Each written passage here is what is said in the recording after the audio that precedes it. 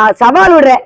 பெரியார் மட்டும் திராவிடர் கழகம் அறக்கட்டளைன்னு ஒரு அறக்கட்டளை ஆரம்பிக்காம 125 கோடி சொத்து சேர்த்து வச்சுட்டு அந்த அறக்கட்டளை சொத்து சேர்த்து வச்சுட்டு சாகாம இருந்தாரு வச்சுக்கோங்களேன், பெரியார் இன்னைக்கு இன்னொரு பாரதியாக இருந்திருப்பாரு. அந்த அறக்கட்டளையோட சொத்து மதிப்பு இன்னைக்கு 1 லட்சம் கோடிக்கு மேல 1 லட்சம் கோடிக்கு மேல இருக்கு. நீங்க விடுவீங்களா? அதனால திமுக பெரியார் தூக்கி பிடிக்கிறாங்க. பெரியார் என்பது ஊதி பெருக்கப்பட்ட பிம்பம். அந்த பிம்பத்தை எங்க அண்ணன் சீமான் அவர்கள் சொல்றாங்க, நான் வந்து கடப்பாறையை வச்சு இடிப்பேன் அப்படின்னு. அதை நாங்க சரியா செஞ்சுக்கிட்டு இருக்கோம், உடப்போம்.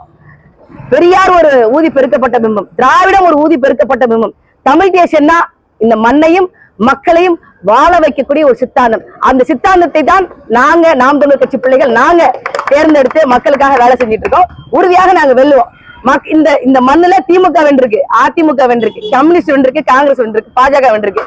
மக்களாகிய நீங்கள் என்னைக்கு வெல்ல போறீங்க? தமிழ்நாடு மக்கள் நீங்க வெல்லணும்னு நினைச்சீங்கன்னா இந்த முறை நாம் தமிழர் கட்சி விவசாய சின்னத்துக்கு வாக்களிங்க. கட்டாயம் நீங்களும் வெல்லுவீங்க, நானும் வெல்லுவேன்.